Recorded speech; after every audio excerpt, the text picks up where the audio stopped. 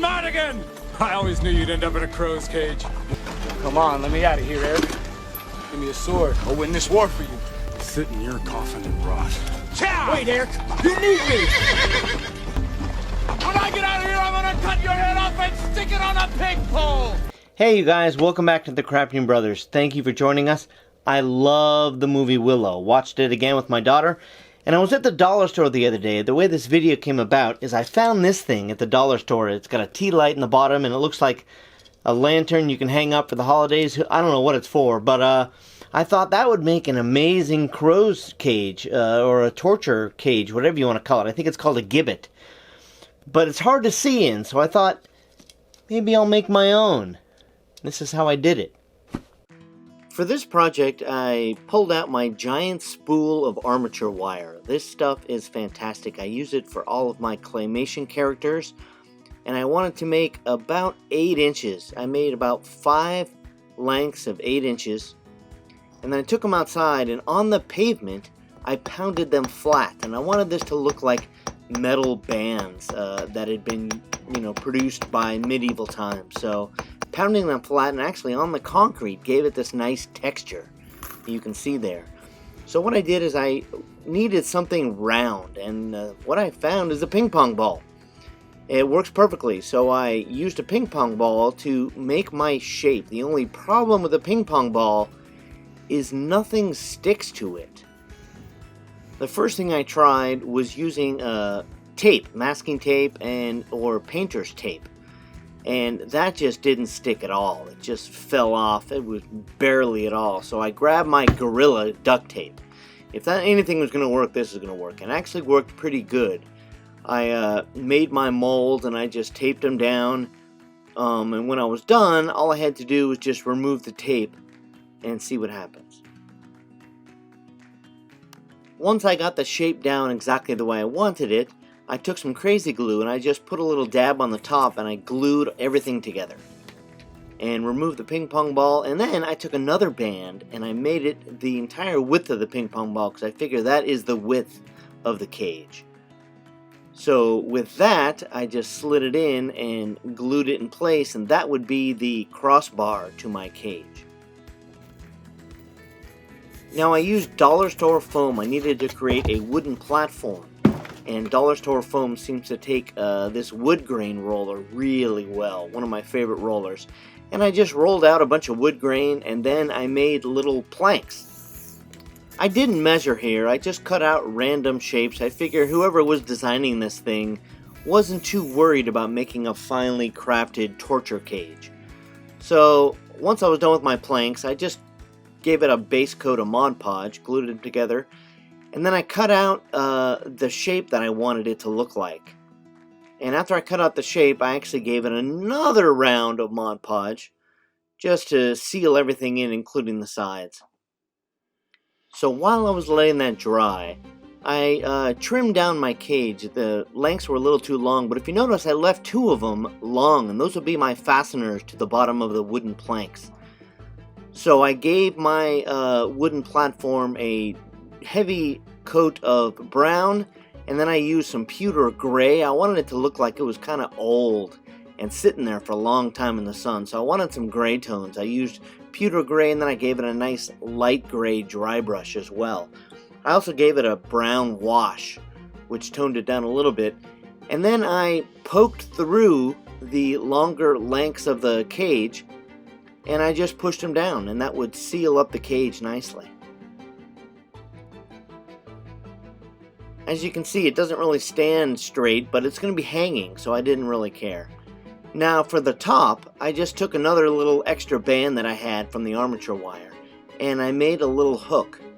And this would make it so that I could hang this thing wherever I wanted.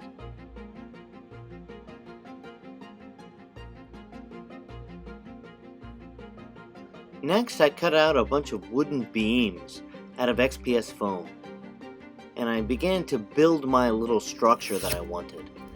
I used a wire brush to give it some wood grain texture, and I also gave it a roll with my wooden roller as well to give it the larger grain, and it came out really neat.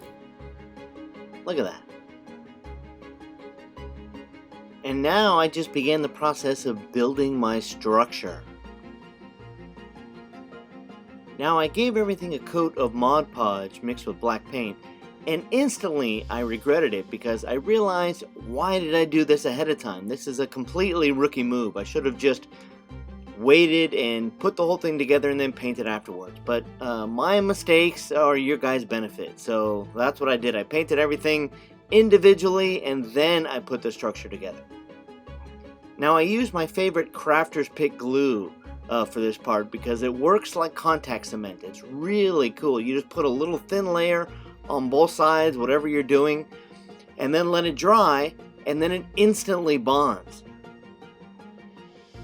But of course, when doing this, you need a little bit of dexterity, which I do not have, because I bonded it wrong.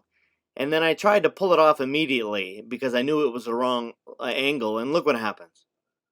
Just rips the foam. I don't know what I was thinking. I tried to salvage it. I thought, oh, I'll just rip this little piece off. And then it took a chunk out of the bigger plank. So I just cut out a whole new piece and bonded it together and covered up that hole, and that's the end of that. So for the base, I grabbed a little box full of pre-painted things that I was just experimenting with. I have a whole bunch of just random ideas that I've been playing around with. If you're any type of crafter, you probably have the same thing. But I found this neat little dungeon tile that I thought would be a great little base, so I used that. And now I used my crafter's pick glue, and I also bonded it with some toothpicks at the bottom to let it sit or set. And after I was done with the toothpicks, I just clipped them off at the end and actually left the toothpick pieces in there.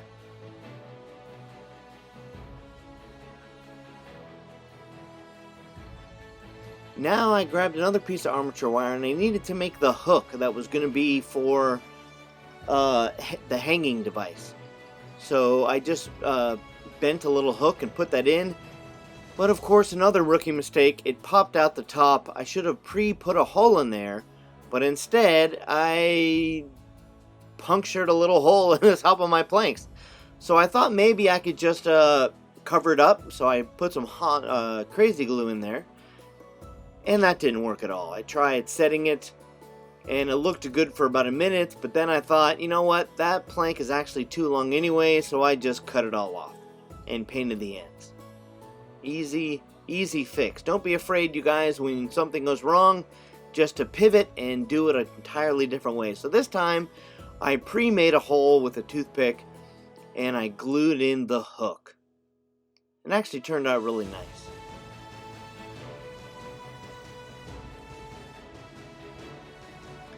So now, my next problem was this. It's too heavy. Of course it's too heavy. So I carved out a little round hole in the bottom of this dungeon tile that was made of foam. And I inserted a washer, a metal washer. And that actually did the trick really nice. Because now it would be heavy enough to stand on its own. So I gave everything a little dry brush, first with tan. And then again, I used some pewter gray because I wanted it to look like it had been in the sun for a while.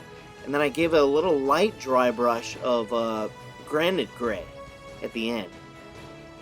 And now the final step was just to give everything a black wash, a nice heavy black wash. And this would serve to make it look like the metal was all old and rusty and had been sitting out there for a while. Hey you guys, thanks for watching. That was a lot of fun. Please like and subscribe, and I'll see you next time with a cool video. Thanks.